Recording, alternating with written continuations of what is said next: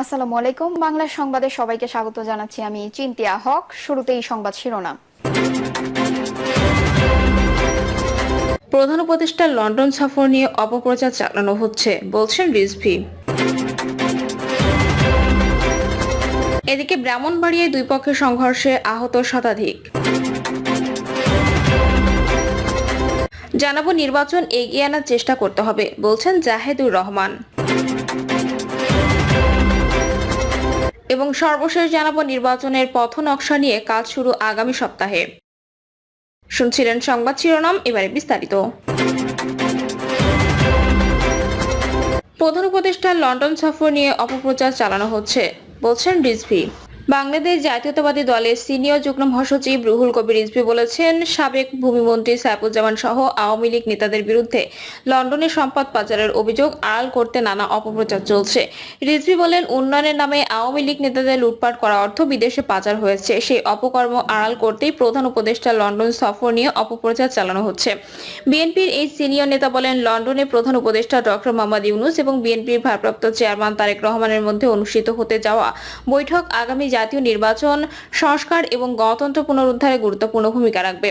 রিজভী বলেন, শেখ হাসিনা দেশে ফ্যাসিবাদ কায়েম করেছিলেন। তারেক রহমান ও ডক্টর ইউনূসের মতো জাতীয় এবং আন্তর্জাতিক প্রভাব সম্পন্ন ব্যক্তিদের সংলাপ অত্যন্ত তাৎপর্যপূর্ণ। তিনি বলেন, আওয়ামী লীগের শীর্ষ পর্যায়ের নেতারা বিদেশে টাকা পাচার করে বিলাসবহুল জীবনযাপন করছেন, তাদের বিচার হওয়া উচিত, অথচ তারা নিজেদের অপকর্ম ঢাকতে সরকারের উদ্যোগকে প্রশ্নবিদ্ধ করতে চাইছে। ব্রাহ্মণবাড়িয়ায় দুই পক্ষের সংঘর্ষে আহত শতাধিক। ব্রাহ্মণবাড়িয়ার সরাইল উপজেলার পাকশিমুল গ্রামে জমি সংক্রান্ত বিরোধকে কেন্দ্র করে দুই পক্ষের মধ্যে সংঘর্ষের ঘটনা ঘটেছে। পাকশিমুল ইউনিয়নের সরাইল অরুয়াইল সড়কের পাশের একটি জমি নিয়ে দীর্ঘদিন ধরে চলে আসা বিরোধ থেকে ঘটনার সূত্রপাত। সকালে শিশু চেয়ারম্যানের পক্ষে রাজীব ও সাদুর গোষ্ঠীর নুরুল আমিনের মধ্যে উত্তেজনা চূড়ান্ত রূপ নেয়। দেশীয় অস্ত্র নিয়ে দুই পক্ষের শতাধিক লোকজন রাস্তায় নেমে পড়েন। সংঘর্ষে লাঠি, রড, দা, ছোড়া ব্যবহার করা হয় বলে প্রত্যক্ষদর্শীরা জানিয়েছেন। আহতদের সরাইল উপজেলা স্বাস্থ্য কমপ্লেক্স ব্রাহ্মণবাড়িয়া সদর হাসপাতালে ভর্তি করা হয়েছে। কয়েকজনের অবস্থা আশঙ্কাজনক বলে জানা গেছে। ঘটনার পরপরই সরাইল থানা পুলিশের একটি দল ঘটনাস্থলে পৌঁছে পরিস্থিতি নিয়ন্ত্রণে আনে। বর্তমানে এলাকা জুড়ে উত্তেজনা কমলেও পুলিশের টহল জারি রয়েছে। সরাইল থানা পুলিশের ভারপ্রাপ্ত কর্মকর্তা রফিকুল হাসান বলেন, জায়গা সংক্রান্ত পূর্ব বিরোধ থেকেই এই সংঘর্ষের সূত্রপাত। পুলিশ দ্রুত ঘটনাস্থলে পৌঁছে পরিস্থিতি নিয়ন্ত্রণে এনেছে। বর্তমানে পরিস্থিতি শান্ত রয়েছে এবং এলাকায় অতিরিক্ত পুলিশ মোতায়েন করা হয়েছে। নির্বাচন এগিয়ে আনার চেষ্টা করতে হবে বলছেন জাহেদুর রহমান। নির্বাচন যতটা সম্ভব এগিয়ে আনার চেষ্টা করতে হবে বলে মতামত ব্যক্ত করেছেন রাজনৈতিক বিশ্লেষক জাহেদুর রহমান। তিনি বলেন, দেশের রাজনৈতিক দলগুলোর সঙ্গে বিভেদ সৃষ্টি করে দেশের জন্য ভালো কিছু আশা করা যায় না। তাই নির্বাচনকে এগিয়ে আনার জন্য আন্তরিক চেষ্টা করতে হবে। জাহেদুর রহমান বলেন, আওয়ামী লীগের অবর্তমানে দেশের বর্তমান রাজনীতিতে প্রায় নিরঙ্কুশ প্রাধান্য সৃষ্টিকারী দল বিএনপি। তারা 2026 সালে এপ্রিলের প্রথম ভাগে হবে জাতীয় নির্বাচনের তারিখকে স্বাগত তো জানায়নি, বরং বেশ কঠোর প্রতিক্রিয়া দেখিয়েছেন। তারা প্রকাশ্যভাবে অন্তত ডিসেম্বরের নির্বাচনের দাবিতে অটল। এপ্রিলে নির্বাচনের ঘোষণা তাই দেশের রাজনৈতিক সংকট দূর করতে পারেনি। তিনি বলেন, প্রধান উপদেষ্টা নিজেই নির্বাচনের জন্য এবছরের ডিসেম্বর থেকে আগামী বছরের জুন পর্যন্ত সময়সীমা নির্ধারণ করেছিলেন।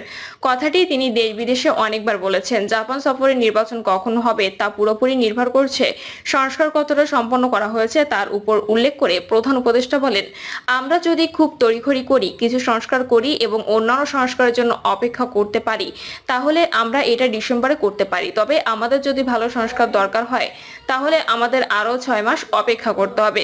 কিন্তু কিছু ব্যক্তি সংস্কার রেখে নির্বাচন শেষ করতে বলেছেন। উল্লেখ করে প্রধান উপদেষ্টা বলেন, সব রাজনৈতিক দল নয়, শুধু একটি দল এটা বলেছে। প্রশ্ন রেখে জাহেদুর রহমান বলেন, ডিসেম্বরে নির্বাচন চেয়েছিল কি শুধু একটি দল, এবং সেই দলটি কি সংস্কার রেখে নির্বাচন চায়? দুটি মন্তব্যের কোনোটিতে সত্যতা নেই, কারণ নির্বাচন কমিশনে নিবন্ধিত অনিবন্ধিত প্রায় সব দলই ডিসেম্বরে নির্বাচন চায় কিংবা ডিসেম্বরে আপত্তি নেই। আর প্রধান উপদেষ্টার ইঙ্গিত করা দলটি কয়েকটি মৌলিক সাংবিধানিক সংস্কারের ক্ষেত্রে কিছু দ্বিমত ছাড়া আর প্রায় সব সংস্কার মেনে নিয়েছে। বরং একটি দল এনসিপি নানা সময়ের বক্তব্য থেকে বোঝা যায় তারা ডিসেম্বরে নির্বাচন চায় না।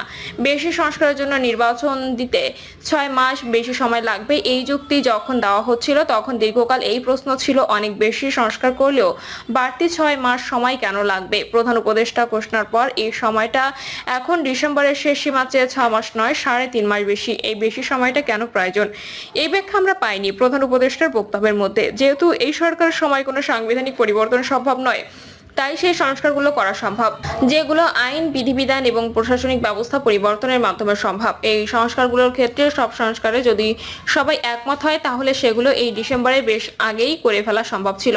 পাশাপাশি চলতেই পারত নির্বাচন অনুষ্ঠানের জন্য প্রয়োজনীয় কাজগুলো। কিন্তু আমরা দেখেছি যে সব সংস্কারের ক্ষেত্রে সব দলের ঐক্যমত্য হয়ে গেছে কয়েক মাস আগেই, সেগুলো ঠিকঠাক বাস্তবায়ন করার জন্য কোনো আন্তরিক পদক্ষেপ নেয়নি সরকার। শেষ পর্যন্ত নির্বাচনের সময় যেখানে নির্ধারিত হলো তাতে কেউ কেউ এক ধরনের ষড়যন্ত্র তথ্য খুঁজে পেতেও পারে। এই সময়সীমা নির্ধারিত হয়েছে মূলত এনসিপি এবং প্রধান উপদেষ্টার যৌথ আগ্রহে। সাম্প্রতিক সময়ে কিছু ঘটনার ভিত্তিতে এনসিপির প্রতি প্রধান উপদেষ্টার পক্ষপাতকে উড়িয়ে দেওয়া যায় না। একই সঙ্গে এই আলোচনাও আছে স্বাধীনতা যুদ্ধে আমাদের বিজয়ের মাস এবং এই মাস জামায়াতে ইসলামীর জন্য খুবই বিব্রতকর বলে ডিসেম্বরে নির্বাচন না করার জন্য জামায়াতেরও তীব্র চাপ আছে। প্রধান উপদেষ্টা যখন নির্বাচনকে ঘিরে আইন শৃঙ্খলা পরিস্থিতির অবনতির আশঙ্কা করছেন তখন আমাদের তো দেখার কথা ছিল সরকার আইন শৃঙ্খলা রক্ষাকারী বাহিনী বিশেষ করে পুলিশের সংস্কারের ক্ষেত্রে অত্যন্ত আন্তরিকভাবে কাজ করছে। আমরা কি দেখছি সেটা? পুলিশ সংস্কার কমিশন যেসব সুপারিশ দিয়েছে সেগুলোর মাধ্যমে পুলিশকে সত্যিকার অর্থে কার্যকর নিরপেক্ষভাবে কাজ করতে পারা পুলিশ বাহিনীতে পরিণত করতে পারবে কিনা সেই বিতর্ক ভালোভাবে আছে, কিন্তু সেই রিপোর্ট বাস্তবায়নে তেমন কোনো উল্লেখযোগ্য অগ্রগতি দৃশ্যমান নয়। এখানে আমরা স্মরণে রাখবো এই কমিশনের সুপারিশমালা নিয়ে জাতীয় ঐক্যমত্য কমিশনে কোনো রকম আলোচনা হচ্ছে না। সরকারের পক্ষ থেকে বলা হয়েছে পুলিশ সংস্কারের সুপারিশগুলো প্রশাসনিক ব্যবস্থার মাধ্যমে কার্যকর করবে সরকার, অর্থাৎ এই সংস্কারগুলো এর মধ্যেই শেষ হয়ে যেতে পারে। স্বয়ং প্রধান উপদেষ্টা যদি থাকে নির্বাচনের সময় ব্যালট বাক্স ছিনতাইয়ের মতো ঘটনা ঘটার পরিস্থিতি হলে সেটা ঠেকানোর সাধ্য পুলিশ প্রশাসনের আছে কিনা, তাহলে প্রশ্ন আসবেই এই সমস্যা সমাধানে গত 10 মাসে সরকার কি কি করেছে। সব কাজে আগেই কি জরুরি ছিল না প্রশাসন পুলিশকে কার্যকর করে তোলার জন্য সর্বশক্তি নিয়োগ করা? কারণ প্রধান উপদেষ্টার বক্তব্য মতেই ডিসেম্বরে নির্বাচনের সম্ভাবনা ছিল, কিন্তু এই ক্ষেত্রে কার্যত তেমন কোনো উল্লেখযোগ্য দৃশ্যমান উন্নতি হয়নি। নির্বাচনের জন্য ডিসেম্বরের পর আরো 3 মাস বেশি সময় নিয়ে কি অর্জন করতে পারবে সরকার, তা এর আগের 16 মাসে পারা যায়নি। আর শেষ 3 মাসে অনেক কিছু পারা গেলে এই প্রশ্ন তো তোলা যায় না যে আগের 16 মাসে এসব করতে কি সরকার আন্তরিক ছিল না। সার্বিক প্রেক্ষাপটে বলাই যায় এই বছর ডিসেম্বর কিংবা তার খুব কাছাকাছি সময় নির্বাচনের জন্য সরকারের কোনো ইচ্ছাই ছিল না। ফলে এপ্রিলের নির্বাচন অনুষ্ঠানের ঘোষণা ও রাজনৈতিক সংকট ও অনিশ্চয়তা দূর করতে পারেনি। এই প্রেক্ষাপটে ওই সময় নির্বাচন না হওয়ার পেছনে নানা গুরুত্বপূর্ণ যুক্তিকে আমলে নিয়ে নির্বাচনকে যতটা সম্ভব এগিয়ে আনার জন্য আন্তরিক চেষ্টা করতে হবে। নির্বাচনের পথনকশা নিয়ে কাজ শুরু আগামী সপ্তাহে। অন্তর্বর্তী সরকারের প্রধান উপদেষ্টা অধ্যাপক মোহাম্মদ ইউনূসের ঘোষণা অনুযায়ী আগামী বছরের এপ্রিলের প্রথমার্ধে জাতীয় সংসদ নির্বাচন হবে। মাঝখানে সময় আছে 10 মাস। নির্বাচন অনুষ্ঠানের জন্য নির্বাচন কমিশন কতটা প্রস্তুত, কি কি প্রস্তুতি নিতে হবে সেই আলোচনা সামনে এসেছে।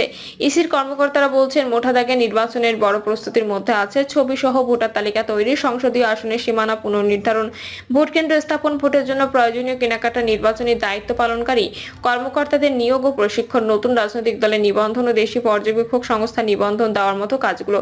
এর মধ্যে বেশ কিছু প্রস্তুতি নির্বাচনের তফসিল ঘোষণার আগে শেষ করতে হয়।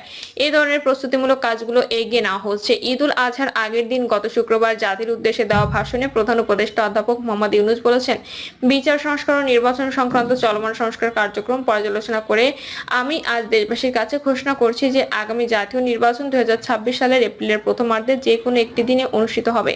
এই ঘোষণার ভিত্তিতে নির্বাচন কমিশন উপযুক্ত সময়ে আপনাদের কাছে নির্বাচনের বিস্তারিত রোডম্যাপ প্রদান করবে।